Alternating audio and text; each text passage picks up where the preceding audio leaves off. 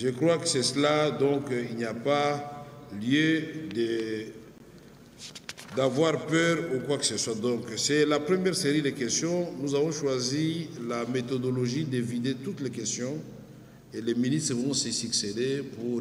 Monsieur le vice-premier ministre, ministre du Plan, le ministre d'État, ministre des Infrastructures publiques, monsieur le ministre des Mines, nous vous saluons encore une fois de plus. Honorables députés, chers collègues, nous avons épuisé la liste des orateurs avant la suspension. Nous en arrivons à l'étape des répliques. Nous commençons par monsieur... Pour les préoccupations spécifiques relevées à la suite de ma communication relative aux questions orales avec débat en rapport avec le PDL 145 territoires. Je note que certaines de ces questions revenant sur les mêmes préoccupations peuvent être groupées pour des éléments de réponse communs. Celles des questions spécifiques devant être rencontrées distinctement suivant l'ordre ci-après. La question sur l'équipement des centres de santé. À ce jour, il n'y a pas de financement des équipements et dispositifs médicaux. Cependant, au cours d'une réunion de CONA que nous avons eue, le ministre de la Santé avait proposé un autre dispositif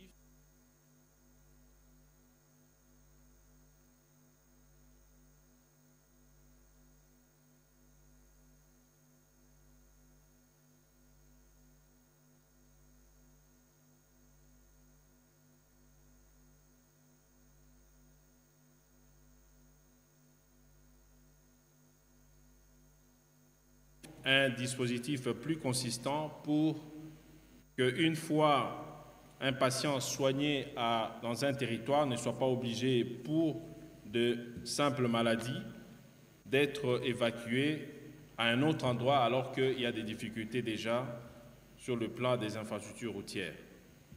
Voilà pourquoi il a proposé un autre paquet qui est normalement soumis au ministre de Finances.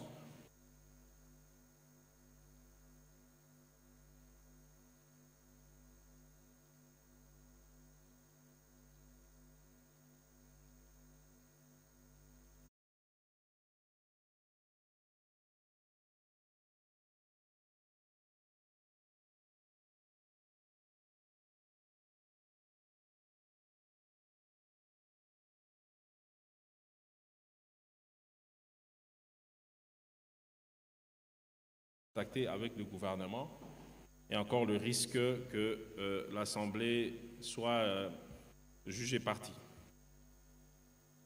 La question sur le territoire de Lukula, il a été déclaré que rien n'est presque fait. Alors, on parle d'aucune route, ce qui est normal parce que nous n'avons pas annoncé que les routes avaient démarré. Ce qui est prévu, c'est 9 infrastructures, dont 5 écoles primaires, 3 centres de santé et un bâtiment administratif. La réalisation, donc nous avons 3 écoles achevées, Lukula, Mbacha et puis Mbuku Tumba. Et là aussi, s'il y a besoin d'autres détails, donc toutes les données sont disponibles. Pour les territoires de Kolé, il est prévu 4 écoles primaires, 6 centres de santé et un bâtiment administratif, tous en cours d'exécution. Mais tous les ouvrages ne sont pas livrés pour des raisons d'équipement non approvisionnés.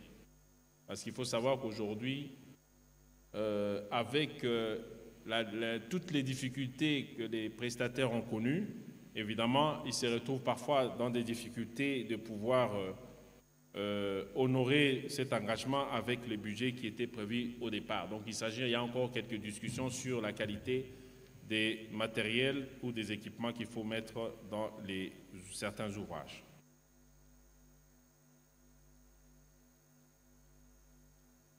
Voilà. Mais sinon, il y a plusieurs écoles qui sont prévues,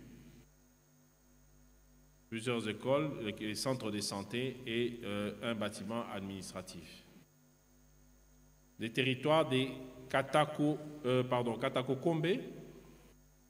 Le Katakokombe fait partie de 133 ouvrages qui n'ont pas démarré avec l'agence PNUD, tout simplement parce que dans la politique de gestion de projet de PNUD, ils ne peuvent pas démarrer un ouvrage tant que la totalité des fonds n'est pas disponible. Et la raison est simple, pour des infrastructures, il est toujours imprudent de pouvoir démarrer une infrastructure et ne jamais la terminer. Ça a été dit ici, il y a des risques d'accumulation des coûts supplémentaires. Mais il est bien des ouvrages qui sont prévus. Aujourd'hui, comme les fonds ont été disponibilisés, le PNUD est en cours de recrutement des prestataires pour l'exécution des 133 ouvrages qui restent. Il s'agit, c'est le cas aussi pour d'autres territoires qui ont le même problème. Les territoires décalés, on parle des inégalités observées entre le groupement. Là aussi, ça fait partie des 133 ouvrages qui ne sont pas encore, qui n'ont pas démarré. Mais il est à préciser qu'il y a 17 ouvrages prévus, dont 9 en cours et 8, donc 17 ouvrages prévus.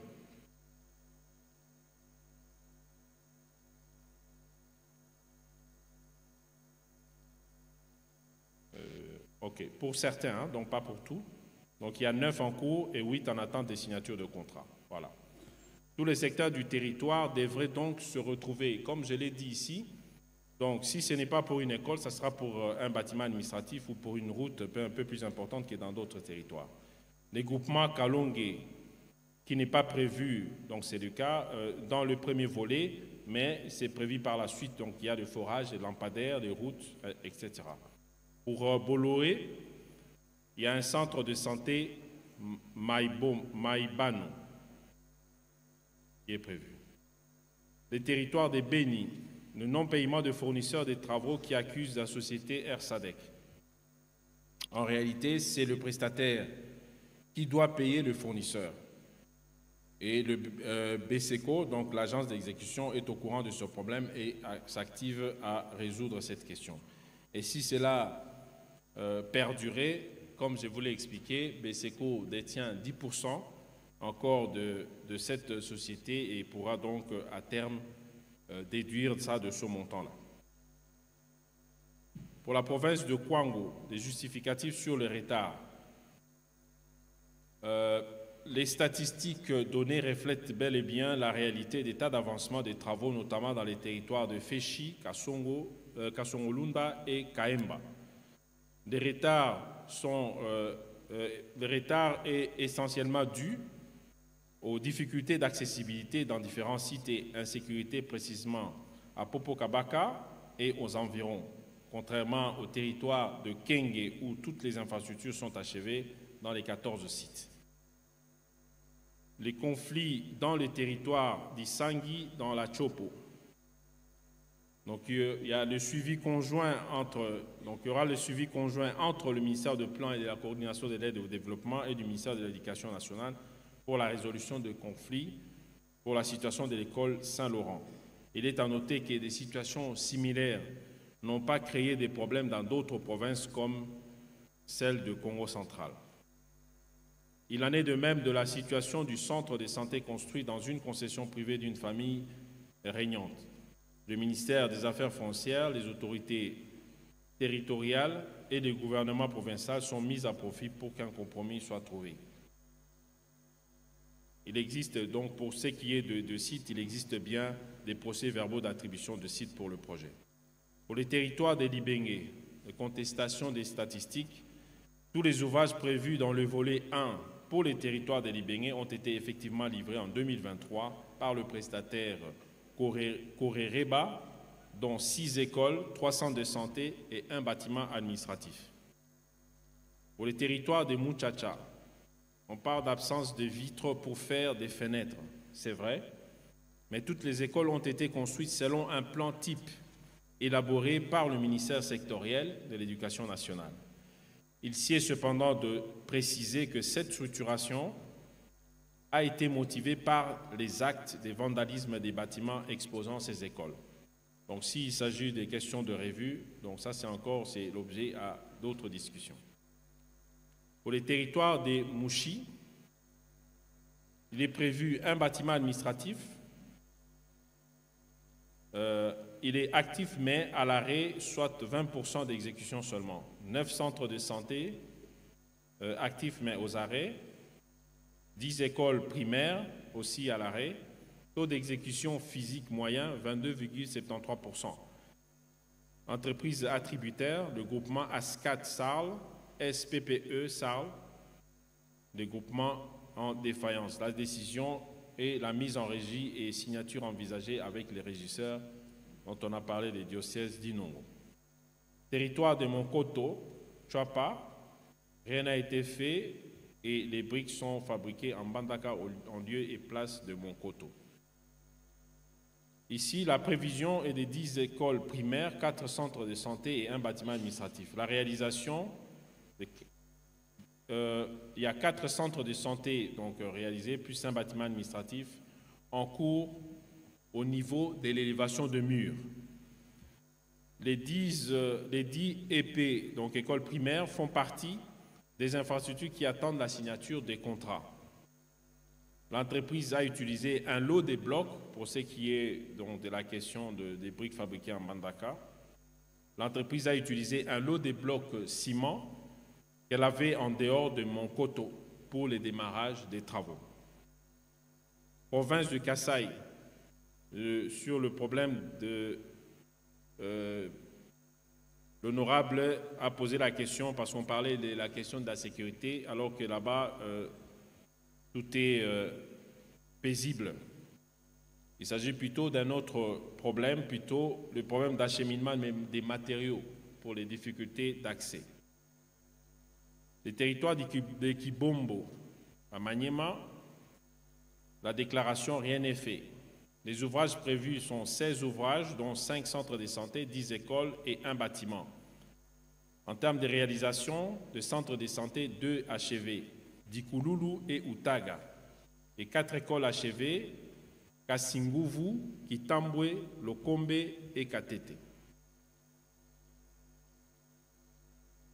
Territoire de Demba, retard dans la réalisation des travaux. Ici, il y a un problème de financement, mais avec le décaissement additionnel des 59 millions dont je vous ai parlé sur les 112 millions de dollars, les travaux vont sûrement s'accélérer. C'est parmi donc les territoires dont le taux d'exécution est encore faible. Pourquoi pas OVDA comme agence d'exécution? Pour la simple raison qu'il ne répond pas aux critères des agences d'exécution telles que je vous l'avais décrit dans ma présentation. En plus, il est le maître d'ouvrage délégué dans le compte du gouvernement en matière de validation du linéaire à réhabiliter et de la surveillance des travaux. Donc, il ne peut pas être jugé partie. La recommandation sur le mécanisme de suivi, évaluation, contrôle et surveillance de la mise en œuvre du programme. Je l'ai dit ici, le contrôle est assuré à 2 niveaux. Les agences, au niveau des agences d'exécution, à travers les cabinets de contrôle qui les recrutent, et puis le comité national de contrôle du programme, dont l'IGF, Cour de compte, ANER. La surveillance est assurée par les ministères, donc, parce qu'à la remise des ouvrages, normalement, les ministères sectoriels envoient des représentants pour la conformité, pour confirmer donc, que tout a été fait selon les cahiers des charges. Le suivi et évaluation est assuré par les comités techniques provinciaux institués par les gouverneurs des provinces. Donc, il y a encore une possibilité de contrôle au niveau des provinces. Et puis, nous avons la supervision assurée par le comité technique de suivi du programme, le CTSP en sigle, qui suit toutes les agences. Alors, la possibilité d'élargir les mécanismes de contrôle, notamment à travers un contrôle citoyen ou l'implication des élus nationaux, constitue des éléments qui alimenteront la réflexion du du cadre de mise en œuvre des autres phases pour adapter le cadre institutionnel actuel au regard de l'ordonnance qu'il institue. Alors ici, la formule plutôt idéale est celle qui a été proposée ici de la mise en place d'une commission parlementaire permanente au niveau de l'Assemblée nationale. La visite des ouvrages sur terrain, pour ce qui me concerne, donc, bien évidemment, après l'entrée en fonction, il était question de faire un état des lieux et puis faire plusieurs réunions pour permettre l'accélération du programme. Et je venais donc, comme cela vous a été dit, j'étais en itinérance. J'avais déjà fait le Sud Kivu et le Tanganyika. Donc voilà, la suite va continuer certainement après pour la Chopo et les autres. Ici aussi, il s'agit de signaler, comme vous pouvez le constater, qu'en réalité, si la question de financement ne se résout pas, donc nous risquons de dilapider les ressources parce que les niveaux de contrôle sont bien établis dans la gouvernance du programme. Donc si tout le monde va faire ce que l'un l'autre peut faire, donc ça devient plus ou moins comme une cacophonie, mais pour ce qui me concerne, bien entendu, pour des raisons comme vous pouvez l'imaginer, l'importance de ce programme pour les honorables députés que vous êtes, je suis obligé de m'assurer dans des situations difficiles que les choses se passent bien pour vous et pour vos circonscriptions. Alors, question sur le PNUD. Pourquoi le PNUD? Parce qu'on a parlé notamment de la lourdeur. Il faut savoir que le PNUD est une agence expérimentée qui a déjà eu à travailler sur ce type de programme au Sénégal, au Tchad. Il faut aussi noter que le PNUD nous accompagne et donc il y a eu une contribution substantielle dans la collecte des données et dans la formulation de ce programme. Un élément encore plus important, c'est la question de la crédibilité de notre programme. Je parle ici, depuis que j'ai commencé, de la question de financement. Donc vous comprenez que nous sommes obligés peut-être d'aller au-delà des ressources intérieures. Et c'est d'ailleurs le cas. Vous avez constaté qu'il n'y a pas eu de décaissement sur le plan de ressources intérieures. Donc nous avons dû recourir à des tirages spéciaux du FMI pour financer cette première phase. Et donc, ce qui nous a mis encore en difficulté, alors qu'il fallait que nous commencions avec des routes, mais ces ressources n'étaient pas appropriées pour ces genres de dépenses. Voilà pourquoi nous nous retrouvons dans ces difficultés.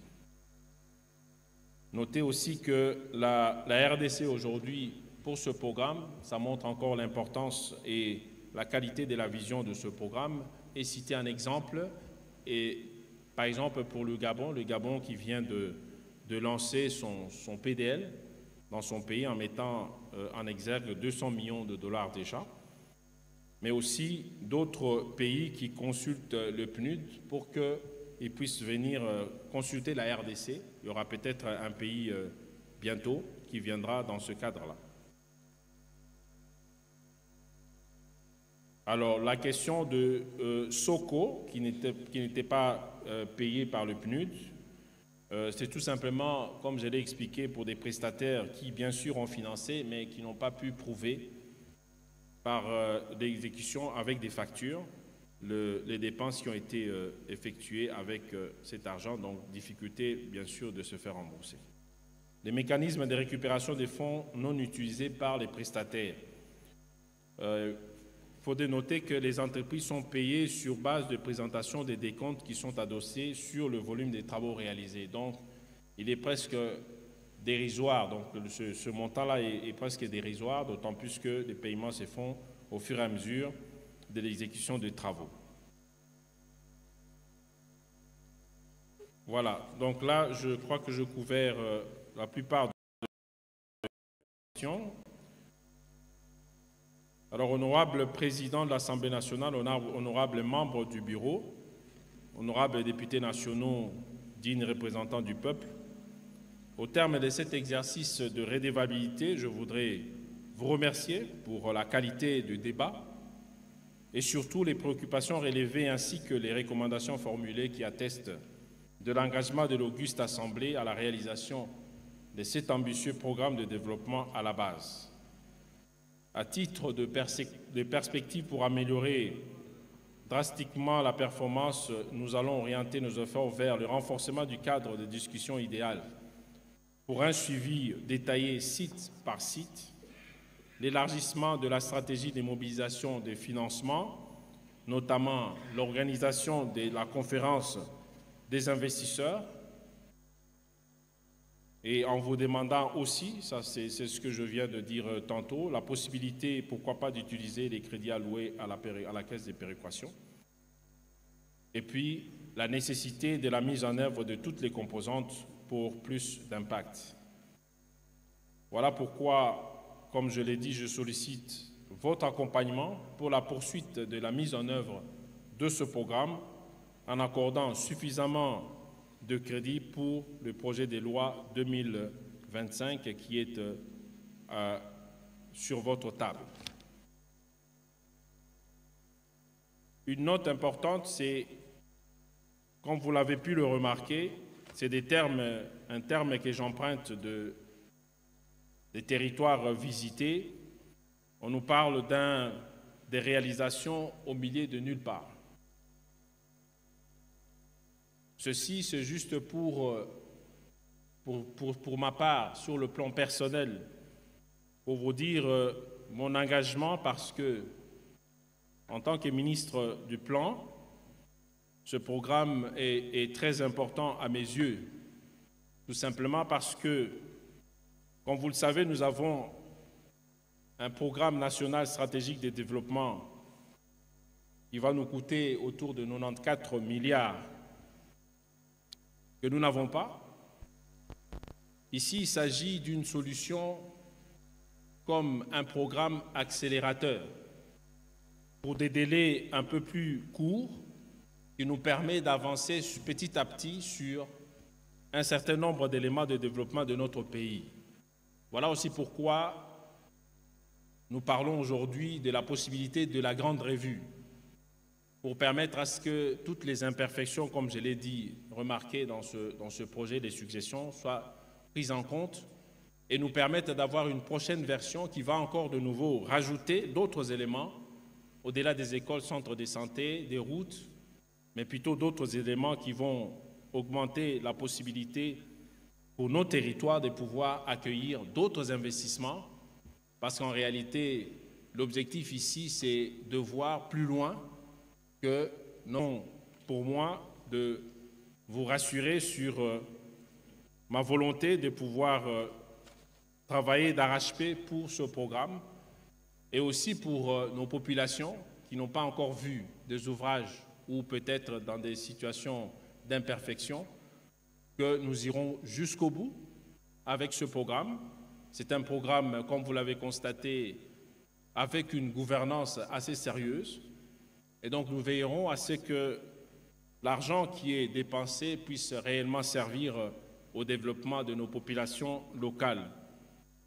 Et donc par ces mots, je réitère ma demande sur votre accompagnement parce que, encore une fois, en 2028, nous serons heureux de vous retrouver à nouveau dans cet hémicycle. Et c'est notre devoir de vous accompagner de la même manière que vous nous accompagnez dans l'exercice de notre travail au niveau du gouvernement. Je dis et je vous remercie. Merci. Merci. Nous remercions encore une fois Monsieur le vice-premier ministre, ministre du Plan. Honorables députés, chers collègues, après les répliques, puisqu'il a répliqué à Bonzeke, à Andoulou et à Mounyomo, après les répliques de Monsieur le vice-premier ministre, nous arrivons à l'étape des conclusions des auteurs des questions orales les concernant. Chacun d'eux dispose de 10 minutes maximum. Nous commençons par l'honorable Frédéric Bonzeke, Chers collègues, vous avez la parole. Vous avez 10 minutes pour répliquer, pour conclure. Parce que c'est l'ennemi qui a répliqué, c'est pour conclure.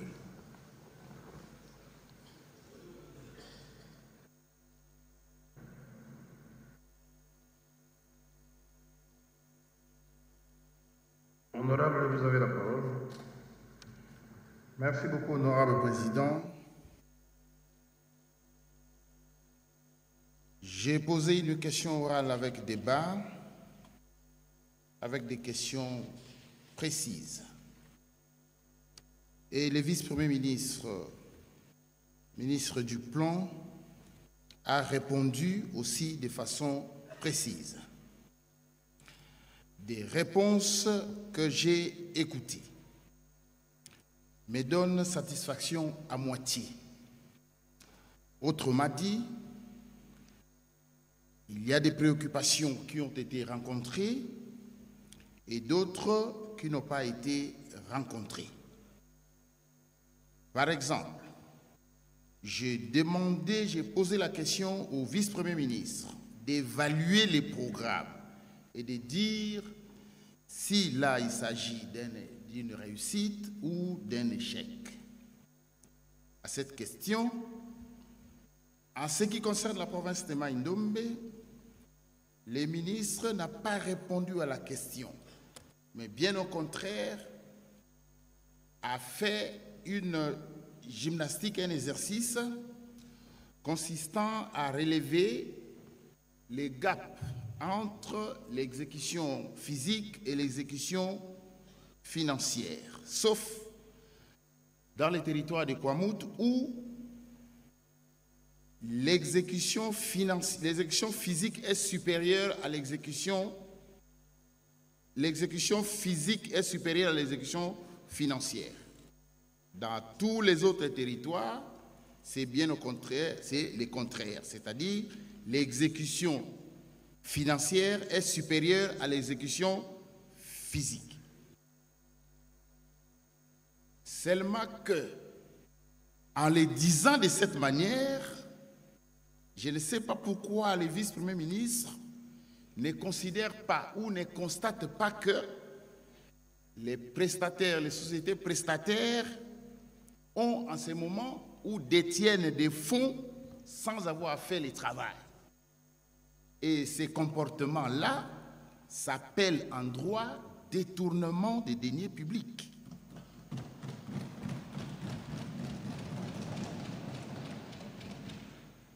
C'est pourquoi je disais que le vice-premier ministre n'a pas rencontré, parce que je lui ai posé la question de savoir y avait-il détournement ou problème de financement. Mais quand il répond en disant au taux d'exécution physique, et moi je considère à partir de ce moment-là que le vice-premier ministre a manqué le courage de nommer les chats par son nom. Et je ne sais pas pourquoi il ne déclenche pas des poursuites contre tout responsable dans les cas d'espèce. Je relève en deuxième lieu que le vice-premier ministre a tellement aménagé, et quand il parle par exemple de déficit managérial, honorable président, de mes informations, entre les gouvernements et les agences d'exécution, il y a un lien juridique. Entre les agences d'exécution et les sociétés prestataires, il y a aussi un lien juridique. Et je voudrais emprunter l'expression de l'honorable Inagossi qui a dit que les sociétés prestataires sous-traitent aussi. Et dans ces parcours, les plumes restent. Comme pour dire qu'au bout de la chaîne, il y a toujours une mauvaise exécution du contrat. Je pense et je crois au vice-premier ministre lorsqu'il dit, en projetant Il considère que les efforts sont en train d'être mis en œuvre pour que les projets puissent être révisités, les programmes puissent être révisités. Je relève encore une troisième préoccupation, honorable Président, que toute l'évaluation faite ne concerne qu'une composante dans le programme et que le vice-premier ministre, ministre du Plan, n'a pas donné des éléments en termes de durée et en termes de faisabilité quant aux 3 autres composantes. Et je voudrais conclure pour dire que ma satisfaction est à moitié. Et par rapport à l'autre moitié où je n'ai pas trouvé de satisfaction, je voudrais formuler des recommandations.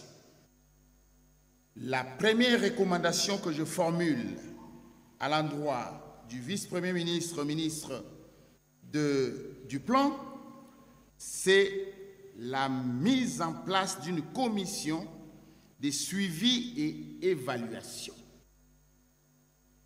C'est parce que, et cela avec l'implication des honorables députés nationaux que nous sommes,